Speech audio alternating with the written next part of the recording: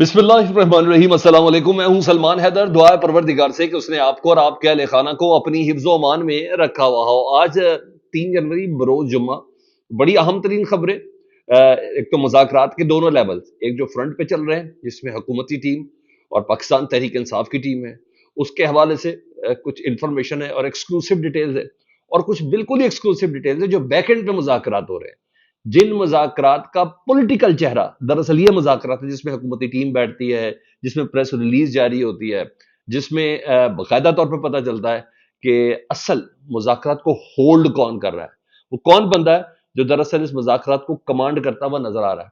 उसकी कुछ चीजें मेरे पास है कि बैक एंड पे मुज़ाकरात के हवाले से क्या चीजें पेश रफ्त है। इसके अलावा जी बहुत बड़ी जीत भी है, बहुत बड़ी विक्ट्री भी है, इसमें कोई शक नहीं। जिसे इमरान खान को ये माइनस करना चाह रहे थे, जिसे इमरान खान साहब की सियासत को कह रहे थे कि बस कांटे लग चुके हैं, वही इमरान खान हर तरफ से छाया हुआ है। कहीं ना कहीं मासूमाना ख्वाहिशें हैं जिसकी बिना पर मैं आपसे बात कर रहा हूँ कि चलो यार वो मान लेनी चाहिए, वो ख्वाहिशें मान लेनी चाहिए। इमरान खान साहब से जो ख्वाहिशें की गई हैं कि भाई प्लीज़ ये सब चीज़ें कर लो। और अगर इमरान खान साहब ना सिर्फ एक ज़बरदस्त लीडर और एक ज़बरदस्त पॉलिटिशियन के तौर पर माने जाते हैं, तो अगर ये मान भी लिया जाए तो कतन कोई इस पे कोई दो राय भी नहीं है, कतन कोई मजायका भी नहीं है, क्योंकि कॉज बहुत बड़ा है। जिस हिसाब से मैंने कहा वो जो गेम है, जिस गेम के चक्कर में हम पाकिस्तानी पिस के रह गए हैं, बल्कि कहते हैं ना मसले गए हैं, उस गेम को एंड होना चाहिए, और एंड कोई और नहीं कर सकता जी, वो इमरान खान साहब ही कर सकते हैं। उन्हीं के जिम्मे तमाम चीज़, तो जिम्मेदारी भी उन्हीं के पास है। दीगर भी कुछ और भी इंफॉर्मेशन और खबरें मैं आपके साथ शेयर करने जा रहा हूँ, तो एक के बाद एक आपके सामने चीज़ें रखता हूँ। सबसे पहले मुज़ाकरात की उस पेशरफ से मुतल्लिक बताएं। पाकिस्तान तहरीक इंसाफ को कतन जो इनका फ्रंट पॉलिटिकल जो मामला है मुज़ाकराती टीम का, उन्हें इस बात का पता है कि हुकूमती मुज़ाकराती टीम ना दरअसल एक सेटअप भी है, क्योंकि इनकी फेस सेविंग कहीं से वो समझ नहीं आ रही। हाँ, ये बात ज़रूर है कि ये जिद मानी गई है और इस जिद को पूरा किया गया है। ये एक बड़ी जबरदस्त पॉलिटिकल मूव है पाकिस्तान तहरीक इंसाफ और इमरान खान साहब की तरफ से कि मुज़ाकरात बज़ाहिर सियासी जमातों के बीच में ही होना चाहिए, और मुज़ाकरात उन्हीं लोगों से हो रहे हैं जिनसे मुतल्लिक ये कहा जाता था कि इनके साथ नहीं बैठना। मैंने बोला बज़ाहिर, असल में नहीं, बज़ाहिर। चले, ये एक फेस सेविंग दी गई कि भाई हमने ये बात की थी और इस बात के ऊपर जाके बात हुई, लेकिन चीजें अभी मैं आपके सामने दूसरी रखने जा रहा हूं। तो इतना पाकिस्तान तरीके से आपको अंदाजा है कि जो सियासी बात में ना ये लोग हैं शरारती, इसमें ख्वाजा आसिफ जैसे किरदार साहब बैठे हैं, वो पूरा बयानिया तैयार करके बैठे। तो साहबजादा हामिद रजा साहब ने तो पहले ही कह दिया था मुज़ाकराती कल के सेशन से पहले कि हम तहरीरी तौर पर तो कुछ तैयार किए नहीं, दो ही मुतालबात हैं मुज़ाकरात के इब्तदाई मरहले में, इसमें पेशरफ्त हुई तो फिर मुज़ाकरात की बाकी चीज़ें शुरू करेंगे, जिसमें 9 मई और 26 नवंबर का जुडिशल कमीशन है जी, 3 सीनियर 3 जजेस के ऊपर, और जो अंडर ट्रायल कैदी हैं उनको जरा रिहा किया जाए। तो बहरहाल अब जारी बात है, अगर ये लिख के देते तो ख्वाजा आसिफ साहब ने कहा देखो साडे कोलो इन्होंने एनआरओ मंगे, वेखो लिख के मंगे, ये सारी चीजें तो आपको पता है ही है। तो स्पॉयलर्स यही हैं बेसिकली। तो बहरहाल कल मुज़ाकराती टीम ने कह दिया कि हमने इमरान खान साहब से मुशावरत करनी है जी। तो भाई इतने दिनों से क्या कर रहे थे, तो समझे हम बहुत सी चीज़ों को प्रोलॉन्ग किया जा रहा है, और ये 8 या 9 तारीख को ये दोबारा मुज़ाकरात का सेशन दोबारा बैठेगा हुकूमत और पाकिस्तान तहरीक इंसाफ से, लाइन क्लियर करके आपके पास आएंगे। पाकिस्तान तहरीक इंसाफ की मुज़ाकराती टीम ने कहा है। और मजे की बात, मैंने कहा ना, जिस इमरान खान साहब को ये लोग इररेलीवेंट समझ रहे थे, जिससे इमरान खान साहब को ये माइनस करना चाह रहे थे, गैर मुतलका करने की कोशिश कर रहे थे, 2.5 साल तक एड़ी चोटी और पता नहीं किस किस जगह का जोर लगा दिया कि इमरान खान साहब को इररेलीवेंट कर दें सियासत में, और वो रात को पता चला जनाब कि वही सबसे ज्यादा रेलिवेंट है, वही इमरान खान सबसे ज्यादा मजबूती से इनके साथ खड़ा है, वही बंदा जिससे असल में बात करनी है।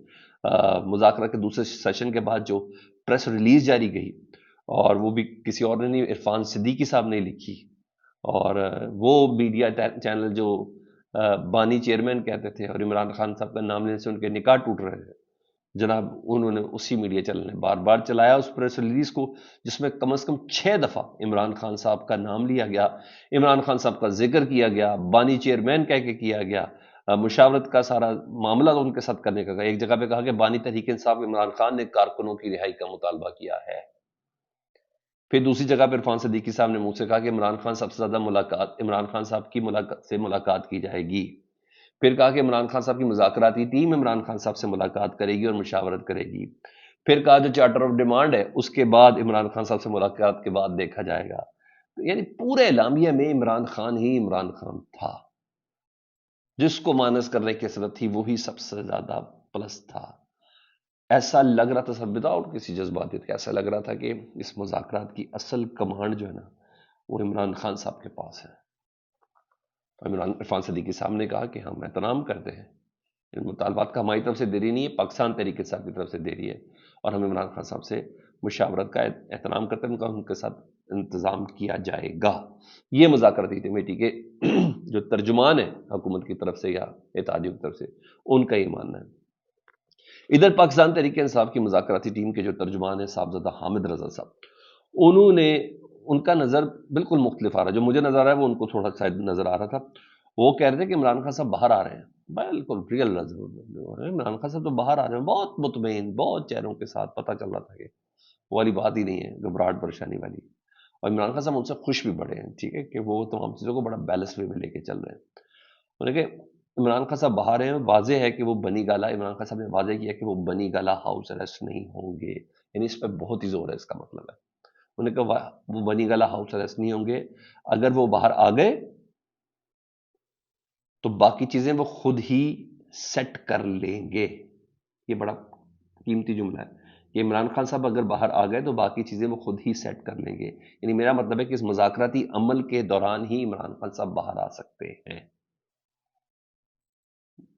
مجھے ایسا لگا کہ وہ یہ کہنا چاہ رہے ہیں کہ اس مذاکراتی جو پہلا سیشن ہے نا، کہ یہ دو مطالبہ، ابھی تو بھائی 26ویں آئینی ترمیم ہے، ابھی تو مینڈیٹ چوری ہے، ابھی تو آڈٹ ہے، ابھی تو بڑا کچھ.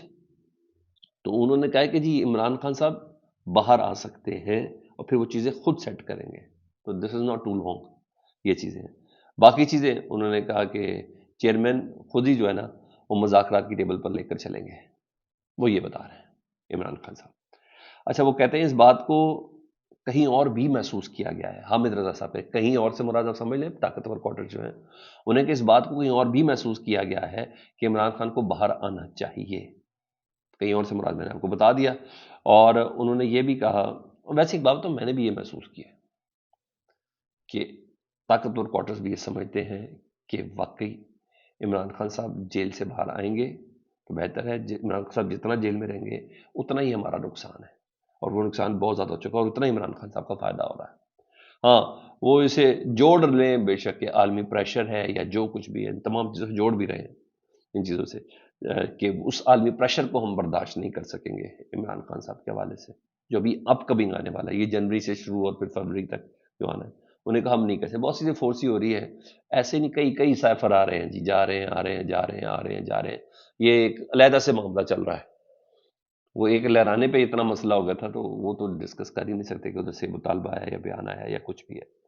تو بہرحال عمران خان صاحب کے حوالے سے تو ڈیفینیٹلی کچھ نہ کچھ فیس سیونگ تو ڈھونڈ کے دینی ہی دینی ہے. مجھے بھی ایسا لگتا ہے کہ اگلے بھی ابھی باقی بات محسوس کر رہے ہیں. اس کے علاوہ پاکستان تحریک انصاف کے جو مذاکراتی ٹیم کے ہیں ترجمان صاحبزادہ حامد رضا صاحب نے، انہوں نے کہا تھا کہ اگر 31 جنوری تک مذاکراتی عمل مکمل نہ ہوا تو پھر اس کے بعد اسلام آباد کو رخ کریں گے. یعنی وہی دوسری کال، وہ میں نے آپ کو بتایا تھا کہ اسی بہانے سخت سردیاں، کڑاکے کی سردیاں بھی نکل جائیں گی، اور پھر 8 فروری کا مینڈیٹ چوری کرنے کا وہ دن بھی یادگار دن ہے، 1 سال ہو جائے گا تو وہ ہوگا.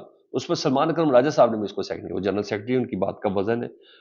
تو وہ کل محمد مالک صاحب کے پروگرام میں تھے اور انہوں نے کہا ہے کہ حکومت سے کہا کہ 31 جنوری پاکستان تحریک انصاف کا مطالبہ ہے، ہر حال میں 31 جنوری کے اندر ہی مذاکرات ہوں گے.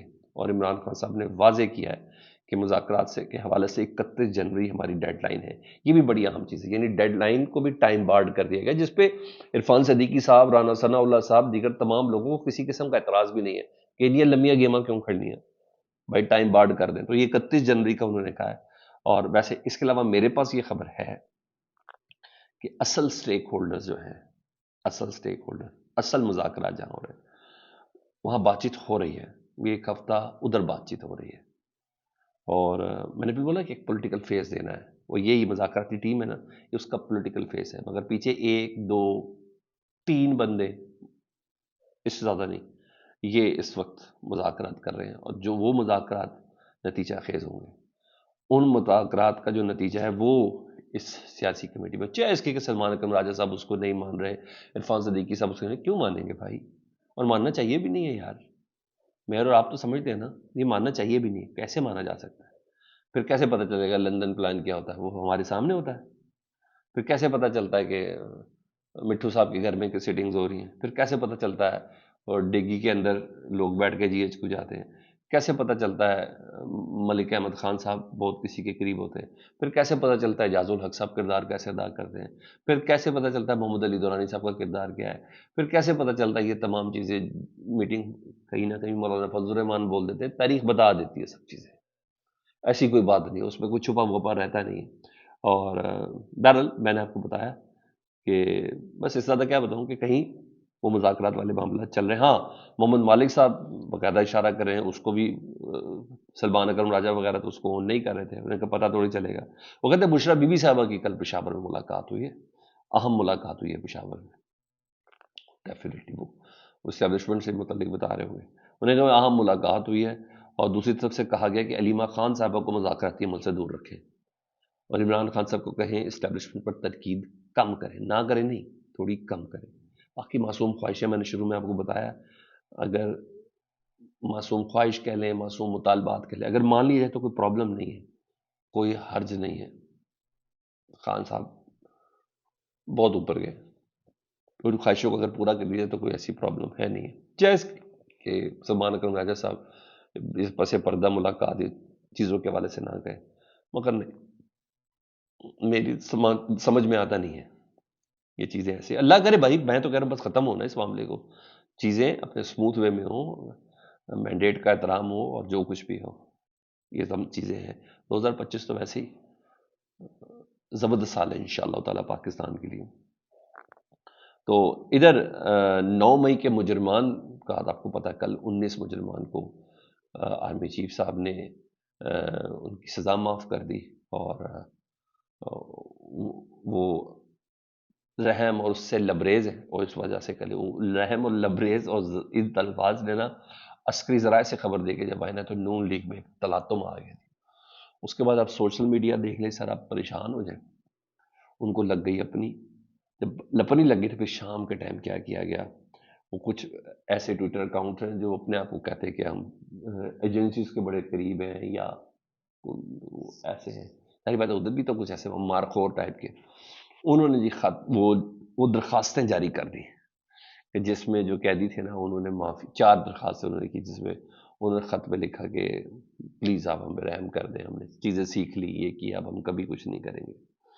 تو یہ بیسکلی 9 مئی کی حکومت کا پرزور مطالبے پہ، جس حساب سے حکومت لرز گئی نا کہ لو جی 9 مئی تو ہمارے پلے تھا، بچا کیا ہے، جب اسی پہ تمام چیزیں ہوگی، تو پھر اس پرزور مطالبے پر وہ دیکھیں ملٹری کی عدالت سے وہ معافی نامے سامنے آ جائیں، وہ خط لکھ کے کس کے پاس گئے ہوئے ہیں؟